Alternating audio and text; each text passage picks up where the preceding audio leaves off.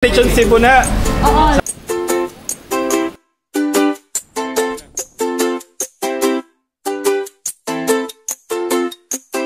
Last customer. Sa natin, Lechon Cebu na. Pwede ate oh. Yan kami ng maraming balat. Rachel po, Rich. Yeah. Kanya-kanya ito eh. Worker lang ako dito. Siya si boss. Wow. Kaya ano yung talawa niya tala.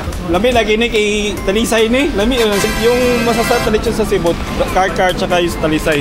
Pero sino si Juan sa office? Wow. Ano yun ha? May hipon. Ma'am Fritz. Hey, hello. Salamat sa pagdayo dito. Damit. Damit di pala. Lami. Lami guys. Lami. Talisay ni na lechon na. Pride of Talisay. Cebu. Thank you po. Lami kayo.